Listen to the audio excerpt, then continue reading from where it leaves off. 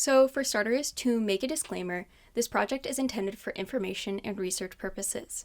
The opinions experienced and expressed in this video do not speak for the entire gluten-free as a whole. They are meant to give us some insight onto the thoughts and feelings of people in the gluten-free community, and no one person can speak for an entire community. In an effort to learn more about the gluten-free community, the prevalence of being gluten-free, and media's effects on the community, I talked to registered dietitians, gluten-free bakers, and individuals with celiac disease to hear their stories about being gluten-free and what their experience is like working with the gluten-free community. But for starters, what is celiac disease, you might be asking? As defined by the Celiac Disease Foundation, celiac disease is a serious autoimmune disease where the ingestion of gluten leads to damage in the small intestine. Gluten is a protein found in wheat, rye, and barley, and when someone with celiac ingests gluten, their body mounts an immune response and attacks the small intestine. How common is celiac disease? According to a 2023 study published in the Journal of Internal Medicine, it was found that the prevalence of celiac disease in first-degree relatives is 1 in 22 and 1 in 39 among second-degree relatives. A 2017 study published in the World Journal of Gastroenterology found that 1% of the US population has diagnosed celiac disease, and 6% of the population is affected by non-celiac gluten sensitivity. According to BeyondCeliac.org, it is estimated that up to 83% of Americans who have celiac disease are either undiagnosed or misdiagnosed with other conditions. But how does this all relate to social media?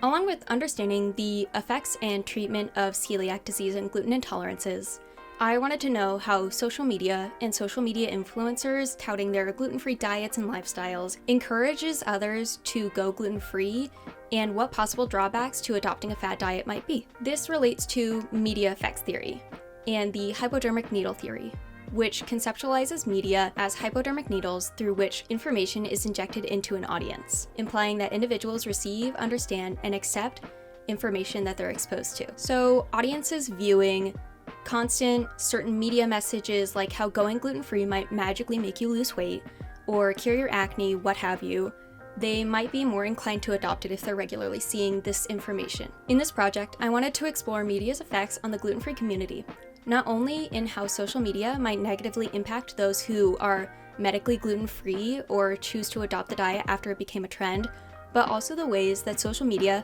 might be beneficial to the gluten-free community.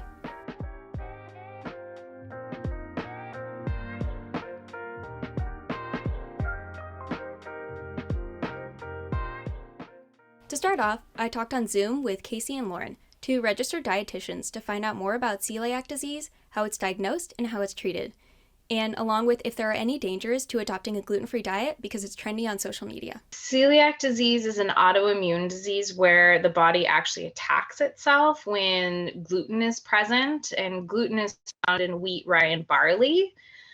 So if somebody ingests gluten, their body will attack itself, and that spot or location is in the intestines. So a lot of it is malabsorption. Some people are symptomatic, some people aren't, and the degree of severity as far as the symptoms is person dependent, especially when it comes to the amount of gluten present. So some people, if they have a little bit, they may have a lot of symptoms, or they may be able to have a little bit and be asymptomatic and not show any symptoms. The gold standard is a biopsy. So they will actually go in and look at the small intestines and see if there's any damage, because where celiac attacks, it's the microvilli in the small intestine. So the microvilli will actually be damaged and chopped, so they will be smaller. And that's where the gold standard, the biopsy, will show if somebody has true celiac. Their microvilli kind of flatten, and so they have a really hard time digesting and absorbing both macro and micronutrients, which can certainly lead in long-term nutritional deficiencies, as well as trouble gaining weight. And so it's important to address the acute celiac inflammatory response to prevent any nutritional deficiencies. In order to treat celiac, it's the only treatment right now that I am aware of is following a gluten-free diet and lifestyle. Staying away from cross-contamination can be a huge one, especially living with other people. According to the U.S. Department of Agriculture, cross-contamination is the transfer of harmful bacteria from food to other food, cutting boards, utensils, and other things if they're not handled properly. This is especially true when handling raw meat, poultry, eggs, seafood, and gluten. Gluten is a protein. So protein found in wheat, rye, and barley, which offers so many other nutrients in those food items. And so if somebody is following a gluten-free diet when they don't need to, they're putting themselves at risk for being deficient. And a lot of those deficiencies are B vitamins and also fiber too, because a lot of those are, again, whole grains that you are eliminating. If an individual does not have celiac or does not notice an intolerance to gluten, I do not recommend the diet to anybody, just for the fear of the deficiencies. What I do see for maybe those types of individuals who are adopting a gluten-free diet that's not medically indicated, it's not uncommon for that type of individual. For example, maybe they're following a weight loss diet, or listening to maybe an influencer or somebody. It's not uncommon for that type of person, if you will, to first adopt a gluten-free diet and then maybe continue to go further, such as adopting like a paleo diet, for example. And so something like a paleo diet is something that omits all grains. And in that regard, I think that as a dietitian, right, if you're not allergic to it and you're omitting an entire food group, my opinion is that you're not medically at risk, but I think consider how many important healthful foods you're not including in your diet because of some possibly misinformation that you learned online. I think that there has been an increase of individuals that I have seen with either celiac or a gluten intolerance. And I think a lot of it is that doctors are actually checking and testing for it. Even though celiac disease is about 1% of our population, there's more awareness of it. And really 1% is still a high amount. I mean, that's a fair amount of people. And so the amount of doctors testing for celiac, I think, has increased, and the awareness of it has increased. I also feel like gluten has been demonized as well. What I've seen in clinical practice is that over the last 10 years, I think that gluten and wheat in particular has gotten kind of a bad rap in the media. And, for certain individuals, for example, those who have the celiac disease, avoiding gluten is going to be mandatory and imperative to their successful health outcomes. And there is, another population that doesn't live with celiac disease where perhaps they're seeing marketing from food companies, for example, that are making health claims such as avoiding gluten may help them lose weight or may help to aid in non-celiac related inflammatory conditions. I see going gluten-free and the prescription of going gluten-free from doctors as that has increased, but I feel like some of the times it's this blanket cure for things like, oh, it must be gluten. You should go gluten-free now. A gluten-free diet is something that is often marketed as a catch-all for other health conditions. And so my opinion is that there are more gluten-free foods available on the market to address individuals who are looking to address like non-celiac related medical conditions. I have found that with the increase of people adopting a gluten-free diet, it has posed some challenges for people who are true celiac or do have a true intolerance to gluten, in the fact of them going to restaurants in particular and needing to follow a gluten-free diet and having the risk of cross-contamination happen, or the facility not really realizing the severity that gluten can cause for that individual. Our society has gotten better at knowing what gluten is, that word, but not understanding what gluten is in. Gluten is found in a wide variety of things, not just bread. But I feel like those individuals that say, oh, I'm gluten-free, does this contain gluten? yes, and then saying, oh, okay, well, I'll still have it, or not taking it to the serious effect as somebody with celiac, that is downplaying it. And people think that it's a choice. What I have found with people wanting to go gluten-free, a lot of it has to do with desire to lose weight. We are a very weight-centric society, and going gluten-free, that they will lose weight. So some people do lose weight or feel better, have more energy, have these side effects going gluten-free because they're actually paying attention and being more mindful of their foods. We as Americans, we love a good hero story. And so I think that how that translates to diet culture is that we love those stories about somebody who's had a really drastic body change. The reason that we're attracted to it is because it's not something that we expect. We know that that is like such a small percent of the population. Another part of that I would add is that on social media, we never know how much Photoshop somebody has put into a photo, right? Like, how accurate are these portrayals? But even if these images were true, if they were, which I don't necessarily think they are, I think a lot of them are really photoshopped. Even if these images were true, then still, that emotional provocation that people tend to experience when they see that big body change is because we know that that is so out of the norm. So seeing an image of somebody who's had a really drastic body change possibly could encourage people to adopt the same diet, because with seeing that image, we're not getting all the information. We're not seeing all the in-betweens. We're not seeing that person's every day. But social media is that way anyway, and media has been that way historically anyway. I mean, media kind of exists to give us snippets of reality, but that reality is always going to be through the lens of somebody else. Eating as a trend cycle and dieting is very harmful, both physically and mentally, for an individual. I work a lot with people healing their relationship with food because there are so many diets, and I feel like every day there's a new one. To that, I would kind of agree with Casey that there's this possibly like unnecessary mental distress that is going on for individuals who are listening to some of the blanket statement noise, if you will, around conflicting nutritional claims. From working with individuals who medically do need to remove gluten from their diet, it's really hard. And it can be really hard to know how to eat when you're going to a party, when you're celebrating a holiday. And so I do think that social media can be a really positive tool for individuals who medically do need to remove gluten from their diet, so that they can feel like they have more of a harmonious relationship with all the foods that they can eat, removing one specific protein. Having resources, whether that be educational resources from the clinic or videos on TikTok or social media, can be a huge help to individuals who are navigating following an elimination diet.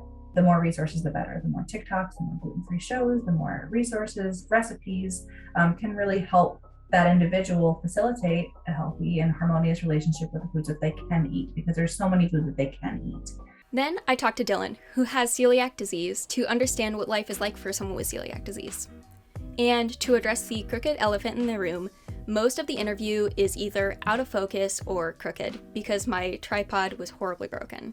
But anyway, back to the video. I was diagnosed with celiac when I was 18 years old, so it's been almost 8 years. Essentially, because it's a foreign invader, your body wants to expel it as quickly as possible, and it will do basically anything to do that. So what happened the last time that I accidentally ingested gluten, thank you Whole Foods, was I forcefully vomited and had diarrhea simultaneously for, I would say, about 6 hours. There was barely a time when I was not retching that I could speak. And for most people, that is the exact thing that happens when severe gluten poisoning becomes. According to the Mayo Clinic, eating gluten triggers an immune response in your small intestine.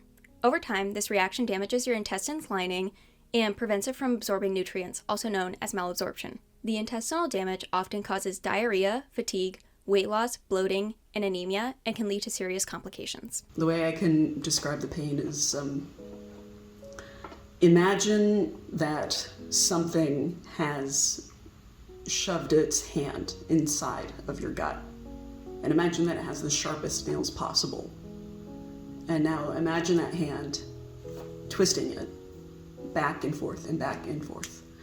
There's never really any respite. Taking medications won't do anything, and it can make it worse, especially on an irritated stomach.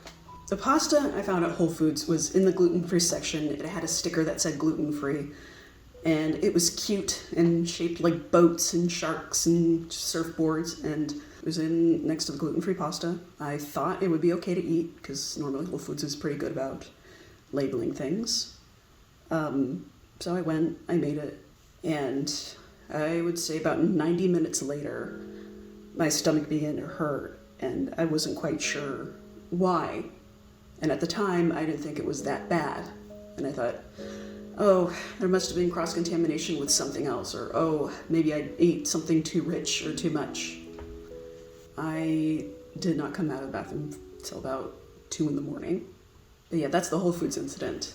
Gluten-free. See, this is it. This is the one that made me sick. Oh, Right there. And you see what it's next to? and it's right next to the gluten-free. Yes. Right next to it. It says kosher, and this is gluten-free, and on that day it must have been like over here or something. They look the exact same. Yeah. Nowadays, they do not easily separate gluten-free things. I've come across many, many displays where they're displaying the gluten-free flour next to the full gluten flour, and when I am unfortunately forced to buy from those displays, I do have to take a Lysol wipe and wipe them down when I get home to make sure nothing infects me.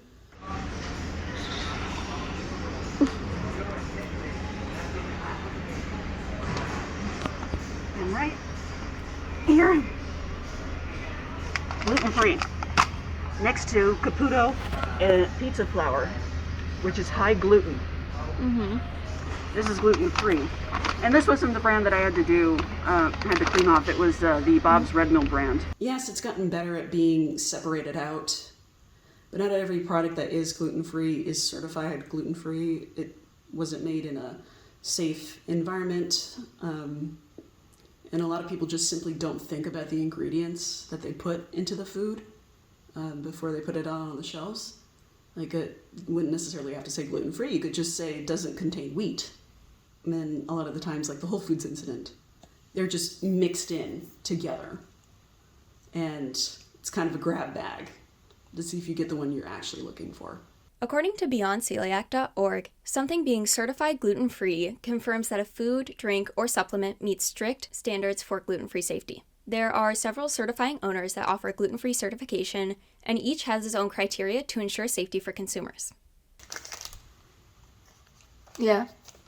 This is a receipt from a bunch of gluten-free basics that I bought at Mariposa this past Saturday. Mariposa is a fully dedicated gluten-free bakery that is based out of Oakland. You know the basics. It's sandwich bread, hot dog buns. It is insanely marked up. Mariposa, there's not so much of an issue, but you know going in, it's going to be expensive. And not just because they're dedicated, but because they build themselves as an artisan bakery. Well, this particular receipt, not including the tip I gave to the person, was $119.70.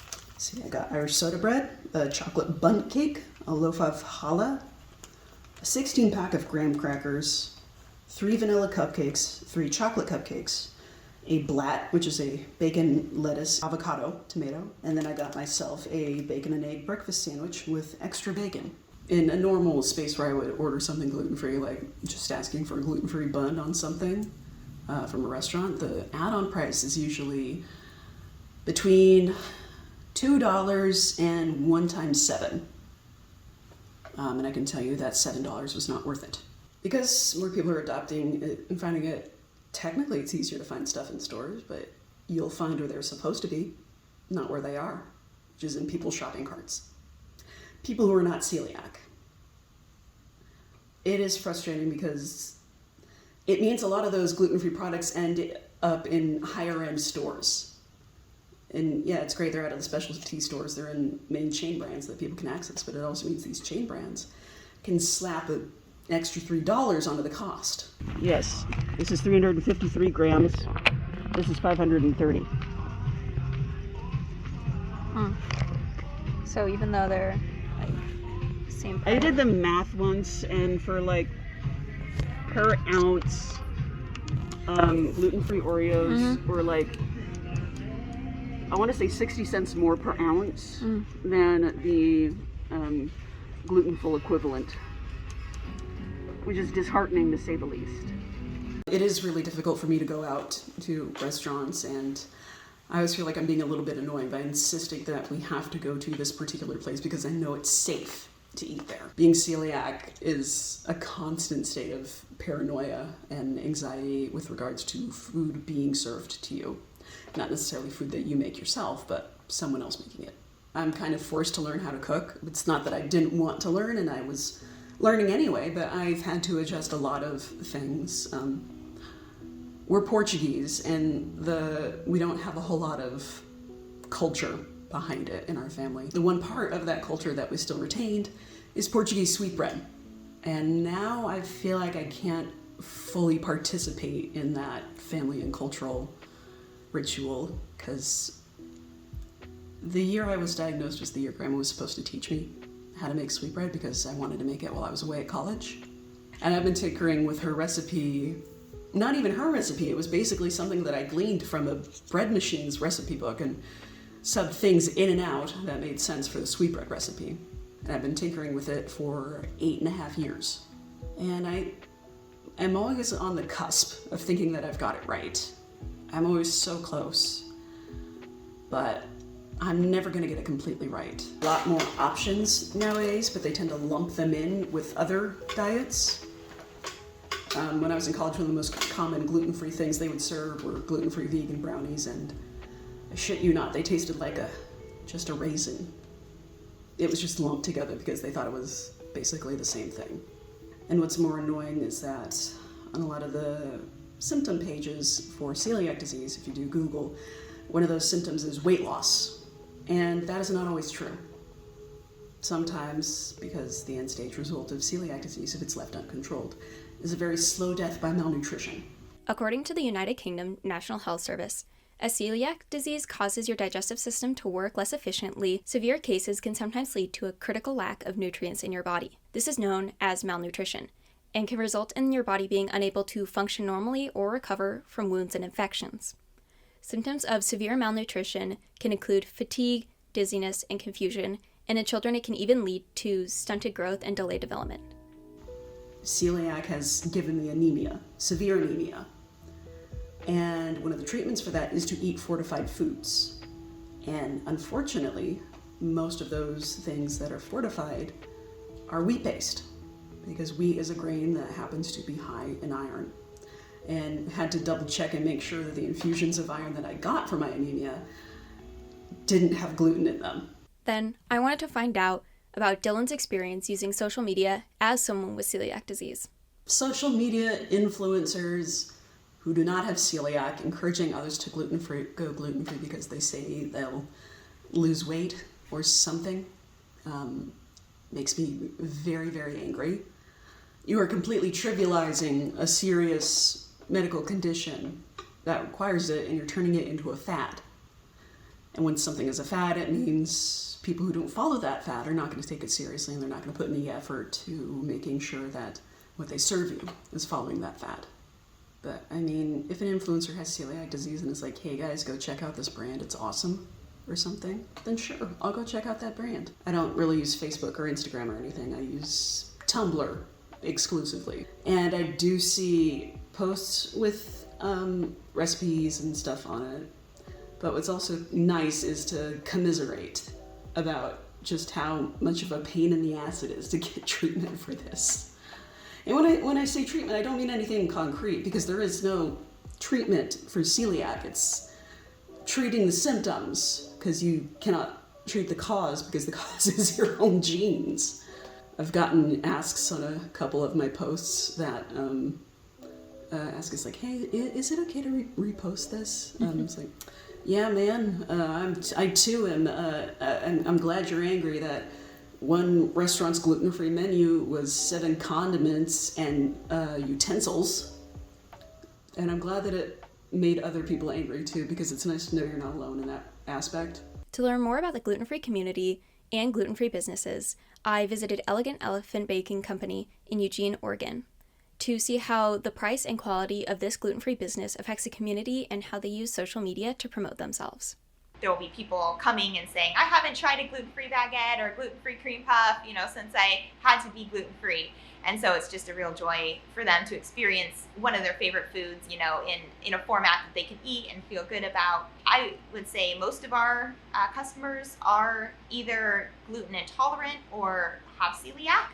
I get a lot of that feedback. We just do gluten-free solely. We're a dedicated gluten-free facility, and then we also cater to a lot of other allergens, such as nut-free. We have vegan options, and so I feel like a lot of the customers that come here really find that niche just to be very helpful for specialty diets and things like that. Our owner, Jessica Scarola, started the bakery because she discovered that she was celiac and recognized the lack of options of gluten-free in the community. So it's been a little over 10 years now. Started from very small beginnings. She was just doing things solo, and then just grown ever since then, from the community kitchen to now our own space, and started just retailing through a food truck and now wholesaling to Market of Choices and New Seasons up in Portland. I think it definitely has expanded our visibility to the community. People that shop at Market of Choice wouldn't necessarily know about a small bakery here in this area of town, and it just widens the range of people that can hear about our products and enjoy them, and ease of access to our products. As we can see, this Google Trends graph shows that searches for gluten-free bakery has steadily increased over the last almost 20 years. I was curious to know if people hopping on the gluten-free trend affected Elegant Elephant's business. I don't think that over the years, our customer base and our profits have necessarily fluxed that much in regards to people jumping on the gluten-free trend, but I do think for sure the rise of celiac and actual gluten-free intolerances has been increasing over the years, and so that true need definitely grows our market and our community members who enjoy shopping here. And as we saw with Dylan's experience, eating gluten-free can be very costly. So I asked Kenzie how Elegant Elephants decides to price their products and how that affects consumers. I think the price of gluten-free products definitely deters people from trying gluten-free in general, and probably here as well. We've started doing some different smaller products because even though you're getting less, maybe that's all you need before it's going to go bad in 2 weeks or something, and then it costs less, right? I think a lot of the different gluten-free options that are available today do cost significantly more, and for good reason, because it's harder to source, harder to create, make it taste really good, right? But I think in general, there's a lot of good options out there, including ourselves, that it's not unreasonable and it can be comparable to other foods. But I think it is, in general, a little higher priced than typical gluten-containing foods. So Jessica Scarola has done a lot of different things in regards to pricing and fluctuations. I feel like all of that is always changing, especially with shortages and having to find other suppliers. But her real vision for first starting this is to have very high quality ingredients, a very high quality bakery, where we're serving foods that we're really proud of. And so we do source a lot of things organic and locally. That's what we try to focus on first if we can. And then, if we need to find alternatives or extra places just because of the shortages that we've faced recently, then we do that too. But I think people want that high quality, and so come to us realizing that, and realizing that we offer a superior product in many cases than other places. And so I think that has helped make the pricing work and be okay for us. In regards to people who aren't gluten-free eating our product, to be honest, it's very interesting. There are some people that equate being gluten-free, a product being gluten-free, to being healthy. And I think that is sometimes a misconstrued idea. So that might not be the most beneficial to them if they're thinking that. We do use a lot of organic products, and we make things in-house. We don't use preservatives, things like that. So in that way, gluten-free through us is healthier. But I think some people think that gluten-free also means like less sugar, less carbohydrates, things like that, that isn't necessarily true. And I know there's a lot of customers and employees also that aren't gluten-free but enjoy our products too. I think it's different maybe than the gluten counterparts, but still tasty, delicious, enjoyable. And so I feel like everybody can just enjoy and experience the foods that we create here.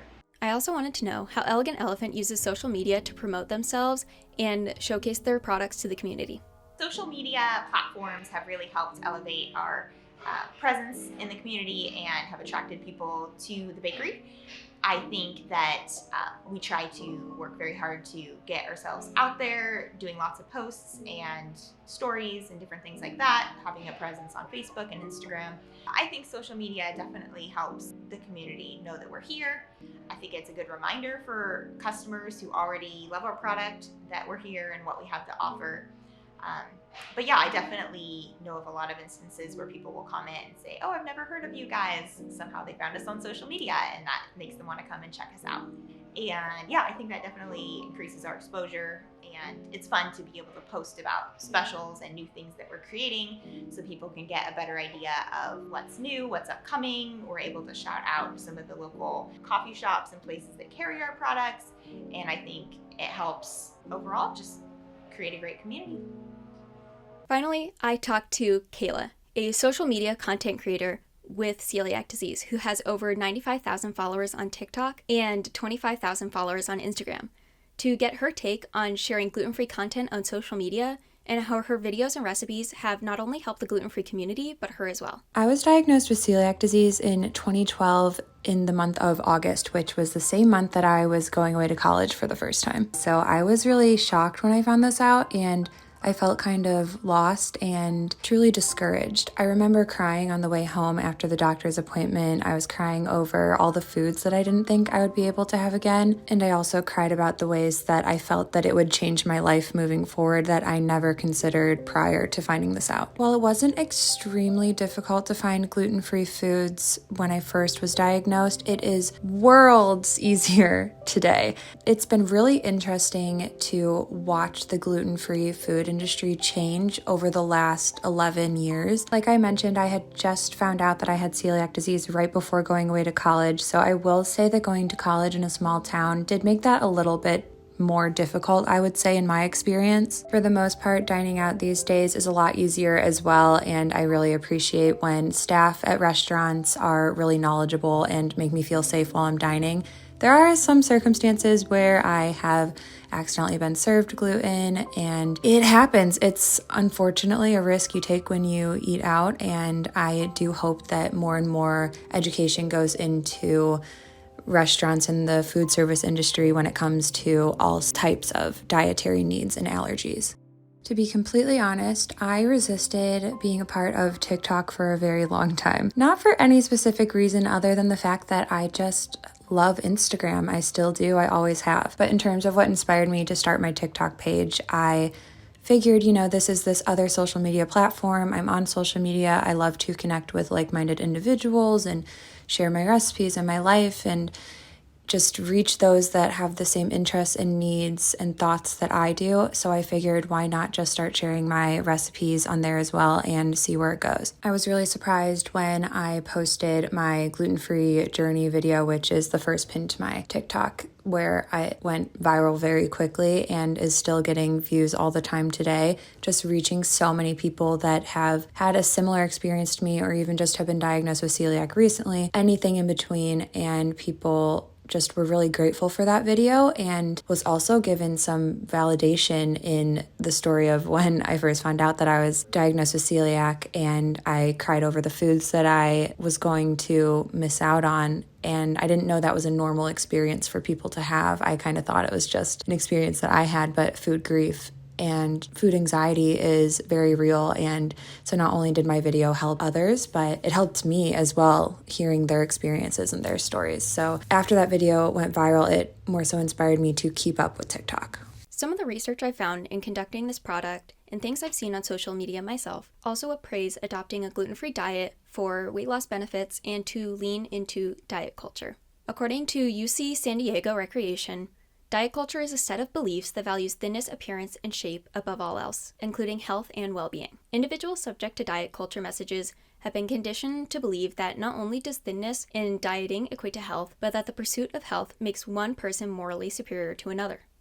It's also worth noting that when you search for gluten-free for weight loss on TikTok, you get an image at the beginning that says you are more than your weight. If you or someone you know has questions about body image, food, or exercise, it is important to know that help is out there and you are not alone. If you feel comfortable, you can confide in somebody you trust or check out the resources below. So, though TikTok cannot directly affect what users post or take down somebody's experience sharing going gluten-free and losing weight because of that, they have implemented measures to offer resources and support for those who may be struggling with eating disorders or diet culture. Unfortunately, diet culture and trendy diets is such a strong presence in social media. My personal philosophy behind food guilt and dietary needs and preferences as well more so stems in the fact that I think that we should be focusing on, one, ourselves, and two, real whole ingredients as much as possible. While I am not a fan of trendy diets that are not maintainable and also not healthy, as in you're eating foods that might be overly processed or ingredients in it that aren't doing any good for yourself, or maybe you're malnourishing yourself or restricting yourself too much. While I don't stand for any of that, I do stand for elimination diets and food allergy tests in order to know what foods are working for you and working against you. According to Healthline, an elimination diet involves removing foods from your diet that you suspect your body can't tolerate well. The foods are later reintroduced one at a time while you look for symptoms that show a reaction. Elimination diets usually only last for up to a few weeks. I don't like to label foods as good or bad. However, we all have different dietary needs within us, and food reacts differently for each of us. So I think it's important to know which foods are really either not serving us or affecting us negatively. And when it comes to food guilt, I never associate those words. They do not go together. You are creating such stress on your body by feeling guilt about what you ate, whereas if you would just eat it and move on and choose to nourish yourself, you would not be causing yourself that stress. If you do not have a gluten intolerance or you don't have celiac disease, I don't think there's anything wrong with eating wheat. With all foods, wheat included for those that can have it, I just think you need to pick the best options. I'm not here to judge what people eat. However, I just think that everyone should make their own best decisions for them with what is in front of them and what is possible for them as well. Over the years, while prioritizing my intake of ingredients, I've learned that I can enjoy all of my favorite foods that I once wrote off and thought that I would never be able to have again. I just enjoy them and make them in a really healthful way. Trigger warning: eating disorders, disordered eating. In high school, I did develop eating disorders, and to this day, years and years later, I am still constantly working on my relationship with food, and I do think it will always be a work in progress, as it is for a lot of people. But I think the best thing we can do is just try our best to tone out the voices in our head that say that we can and can't have certain things, or should be restricting this, or be exercising more, or dairy is the enemy. It's important to just work through any and all of those types of thoughts and know that food can fuel you. Food makes you live your life. It's really important. It brings people together. So just,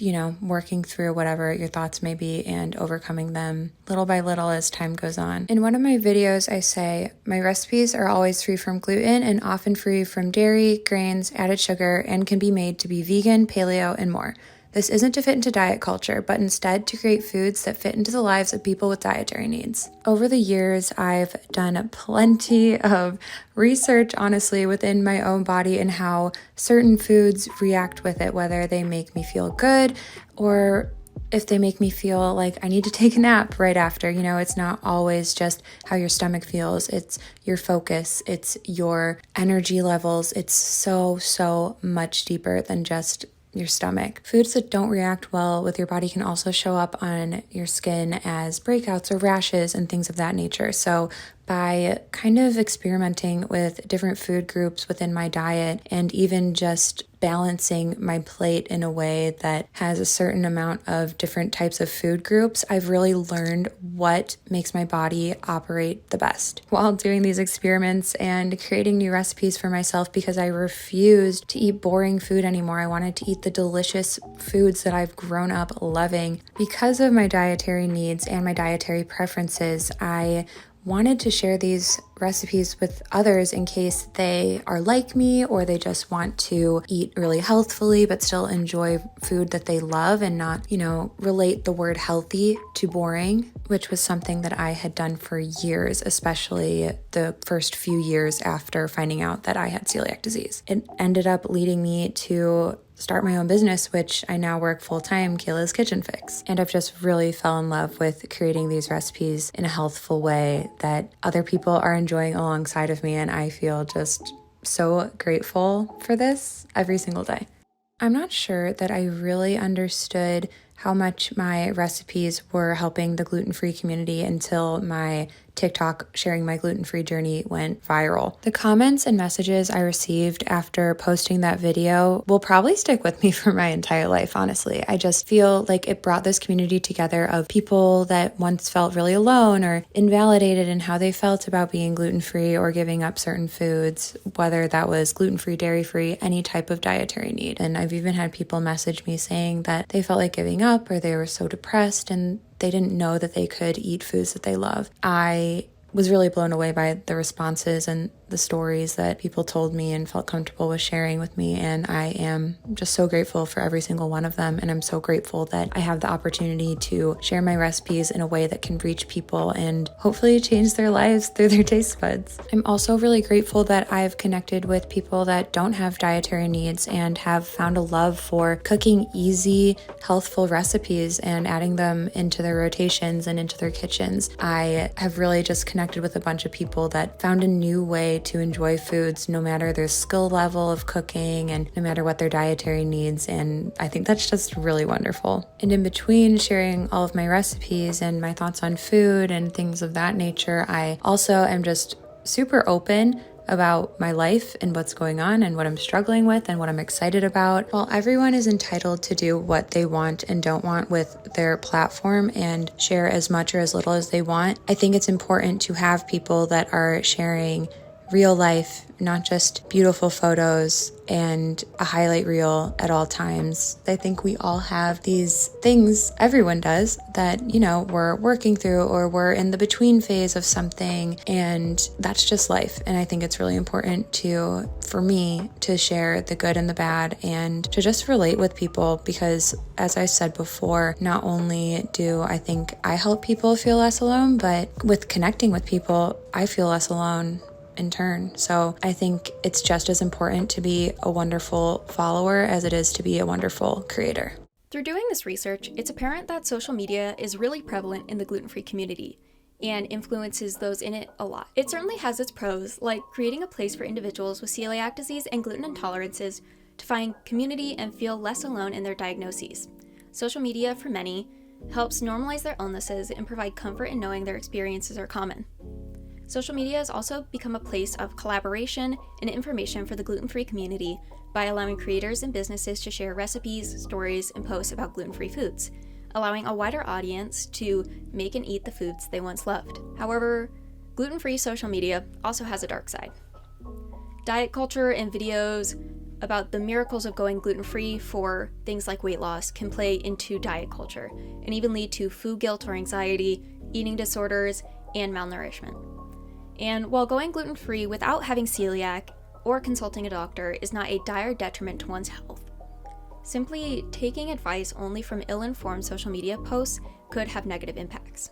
As has also been pointed out, the lack of knowledge and information about celiac disease and gluten intolerances can result in restaurants or grocery stores being lax about their labeling and can also lead to cross-contamination, which results in people with celiac getting sick, as we saw with Dylan's experiences. In the end, whether you are gluten-free by choice or by medical necessity, what matters more is proper education and information, and to make sure everyone who is following a gluten-free diet or is involved in the gluten-free community is safe and healthy. Thanks for watching. you.